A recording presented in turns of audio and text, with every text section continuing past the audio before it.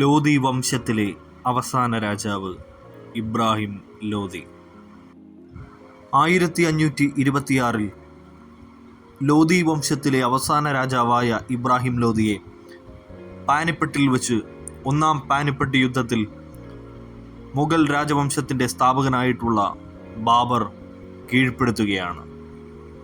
ബാബറിൻ്റെ വലിയ സൈന്യത്തിനു മുന്നിൽ പിടിച്ചു നിൽക്കാനാവാതെ പീരങ്കികളുടെ സഹായത്തോടെ ബാബർ ഒന്നാം പാനിപ്പട്ട് യുദ്ധത്തിൽ ഇബ്രാഹിം ലോധിയെ നിഷ്കരുണം പരാജയപ്പെടുത്തി.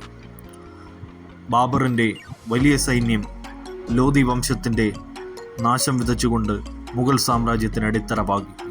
ബാബർ ഇബ്രാഹിം ലോധിയെ വധിച്ചു. മുഗൾ രാജവംശം അവിടെ ആരംഭിക്കുകയായിരുന്നു.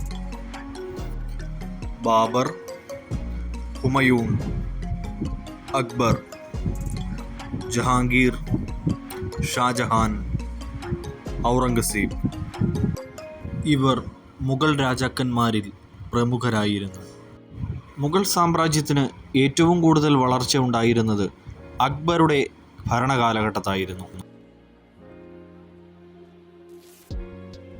എല്ലാ മതങ്ങളെയും ഒരുപോലെ കണ്ടിരുന്ന അക്ബർ മുഗൾ സാമ്രാജ്യത്തിൻ്റെ വളർച്ചയിൽ പ്രധാന പങ്ക് വഹിച്ച വ്യക്തിയായിരുന്നു.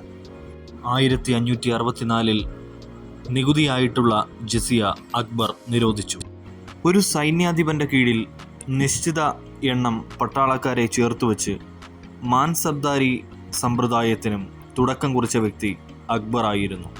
ഇത് അക്ബറുടെ സൈന്യത്തിൻ്റെ ശക്തി വർദ്ധിപ്പിച്ചു. അക്ബറിനു ശേഷം മുഗൾ രാജവംശത്തിലെ പ്രശസ്തനായ രാജാവായിരുന്നു താജ്മഹലിൻ്റെ ശില്പി കൂടിയായ ഷാജഹാൻ. ഷാജഹാൻ തൻ്റെ പ്രിയ പത്നി മുംതാസ് മഹലിന് വേണ്ടി ഭൂമിയിൽ നിർമ്മിച്ച ഏറ്റവും മനോഹരമായിട്ടുള്ള ശവകുടീരമാണ് താജ്മഹൽ.